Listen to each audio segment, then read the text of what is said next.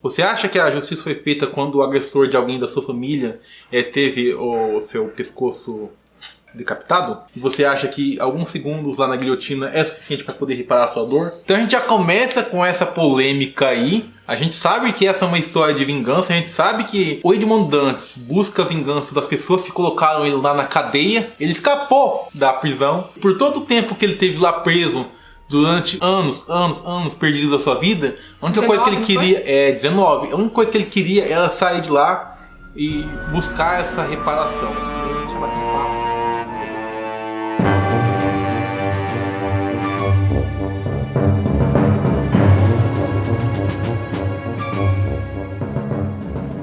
Vamos deixar aqui atrás, porque você já sabe, né? É grandão, enfim. O tema do livro é vingança, mas vamos primeiro ambientar vocês sobre o que se trata pra gente conversar um pouquinho. Conta a história do Edmond Dantes. Inicialmente, no começo do livro, ele é novinho, ele é rapaz, deve ter que 18, 19 anos por aí, né? E ele trabalha como marinheiro e ele foi incumbido de entregar uma carta. Só que, quando ele aporta lá no lugar onde ele mora, que eu esqueci o nome do lugar agora, alguns amigos dele, desse Edmond, começam a criar um pouco de inveja, né? Porque o Edmond, ele era muito próximo do capitão e o pessoal começou a ver que ele queria ser o sucessor. Ele iria ser o sucessor. Ele seria o próximo capitão, porque o capitão anterior havia falecido. E bom, e a gente tem lá um contador, que é o Danglars, que na verdade é o pior de todos. Tem o Ferdinand e tem o Caderousse. E essas três pessoas aí acabam se encontrando em um bar e tomando, né, uma pinga lá à noite e tal. E um deles, né, que é o mais ardiloso de todos, fala assim: suponha, né, que a gente escrevesse uma carta e tal e mandasse para tal pessoa falando que ele está conspirando com o Napoleão Bonaparte. E denunciasse ele para as autoridades. O que aconteceria com ele? Até então, era só uma hipótese, né? Só que eles chegam a escrever a carta, mas diz na hora que eles não enviam a carta, né? Na verdade, a pessoa que enviou a carta foi meio que manipulada. Talvez um pouquinho, mas ela já era um pouquinho, né, mau caráter mesmo. Mas já dá pra entender. Já além dessa cena, você sabe que realmente eles colocariam em prática. A cena dá a entender. Pra resumir, eles colocam esse plano em prática e injustamente, inocentemente, ele é preso na véspera do seu casamento. Exatamente. Ele tenta de todas as formas procurar justiça, procurar saber, porque nem ele sabe por que ele foi preso no começo. O que ele tá fazendo naquele lugar? Até onde ele sabe, a vida inteira ele sabe, ele sempre agiu certo, não fez nada de errado. E o que tá acontecendo com ele, né? E o magistrado, o portador da justiça, vamos lá, que era o Senhor de Villefort, que é um quarto personagem aí nessa trama, aparece nessa cena. E o Edmond pede clemência, o Edmond pede auxílio e explica toda a situação dele e mostra fatos, provas. Só que o Villefort também ganharia, né, com a prisão do Edmond. Porque a carta que o Edmond tinha missão de entregar tinha uma relação com o Villefort e ele ganharia se o Edmond ficasse preso. O Edmond só era um coitado, porque ele estava na hora errada, foi trabalhar e todo mundo acabou tirando certo benefício com essa prisão dele. E como eu disse no começo do vídeo, ele passa 19 anos na prisão. E a gente acompanha ele entre altos e baixos. Tem momentos que ele tem esperança, principalmente a hora que ele vai contatar o Villefort. Em que o Villefort dá um pouquinho de esperanças pra ele, que vai falar com não sei quem, sabe? E vai conseguir tirar ele dali. O Villefort sempre é um pouco manipulador nesse sentido, fica dando esperanças e tal. Só que na verdade o interesse dele nunca foi de tirar o Edmond da prisão. O Edmond ele acaba se tornando um preso político. Assim como outra pessoa que ele vai encontrar no calabouço, que é o Abade Faria. Até que o Edmond se toca, ele percebe que o Villefort não vai fazer nada por ele mesmo. Ali entra numa espécie de depressão e ele fala assim: eu não vou comer mais nada, eu vou morrer nesse lugar porque eu não vou sair.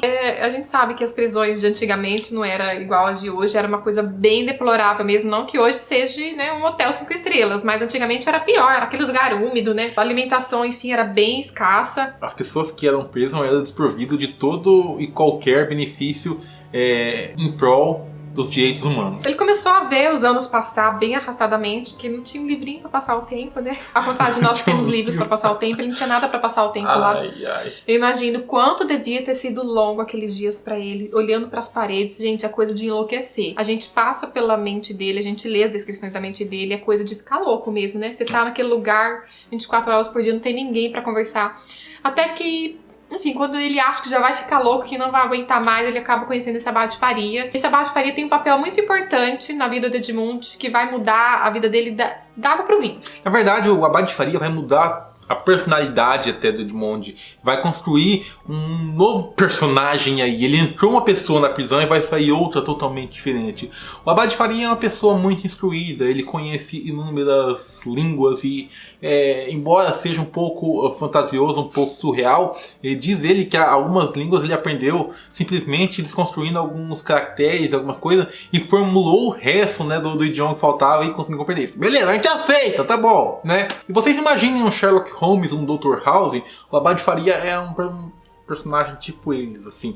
E o Abade Faria consegue sacar tudo o que aconteceu e o que levou o Edmund pra prisão. Ele é muito esperto pra captar as coisas. Na verdade, dá até raiva do Edmund, né, às vezes, da inocência dele.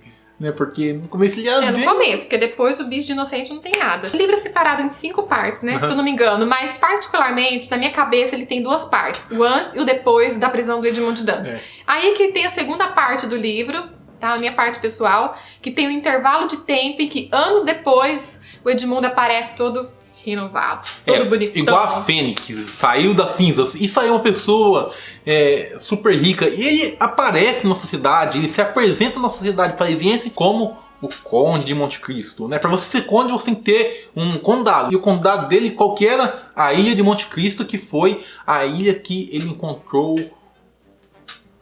algo lá, algo que vai fazer ele se ascender financeiramente. Claro que todas essas pessoas que confabularam para a prisão dele não vão reconhecer ele. Se passou anos, eles acham que o Edmund acabou morrendo na prisão.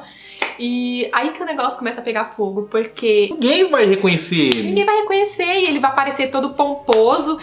Pra ele, dinheiro é igual água, sabe? Ele dá assim a rodo e todo mundo respeita ele, admira ele, porque o cara, né, tem dinheiro pra dar e vender. Vender dinheiro. Como que seria isso? Vamos lá. Inicialmente a gente não entende, porque o autor, ele apresenta muitos personagens, ele joga vários personagens. Eu fiquei até confusa no começo, nessa transição do antes e do depois da prisão do Edmund. Você não sabe de onde saiu aquele personagem, você não sabe qual que é a finalidade dele, você não sabe qual que é a relação do Conde de Monte Cristo com eles. Não. E você fica assim, pô, e esse romance aqui e aquilo lá. Mas tudo vai fazer sentido depois na finalização do livro, no fechamento da história. Ele começa a aparecer os personagens, o Edmund não aparece logo de cara. A gente até chega a esquecer do coitado e ele começa a apresentar vários casos e a gente entende. Ele é filho de quem, ele casou com quem, enfim, pra depois aí o Conde aparece, aí vai ligando.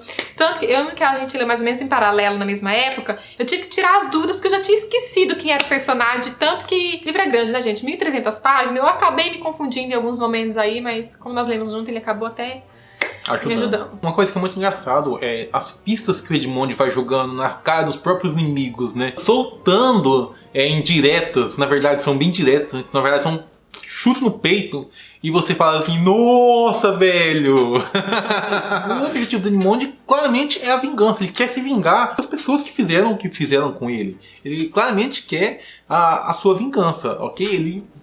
Ele é totalmente frio, ele só quer que as pessoas que fizeram ele perder 19 anos da vida dele paguem. Mas por mais que ele seja frio, a gente vê que ele tem uma certa empatia. Ele até ajuda alguns personagens. Depende, vamos lá. Caderousse no começo do livro. E será que ele ajudou realmente o Caderousse? Ele sabia quais seriam os objetivos e qual seria o comportamento do Caderousse, julgando todo o comportamento dele passado. Ele fez algo lá, mas e aí? Será que o Caderousse ia agir com integridade, ia agir com honra, ia agir com decência? Ele não agiu, a gente sabe pela história que sabe. Ele era casado. É claro que esse plano super inteligente do Edmund vai ser interferido, vai ter alguns pormenores, né, que vai interferir, que ele vai ter que realocar esse plano dele, né? Na verdade, esse plano dele vai ter essas interferências não porque ele construiu errado o plano. Na verdade, são fatores que ele não considerava. Ele achava que ele estava pronto para executar aquilo lá sem piedade, sem clemência, e na verdade ele se depara com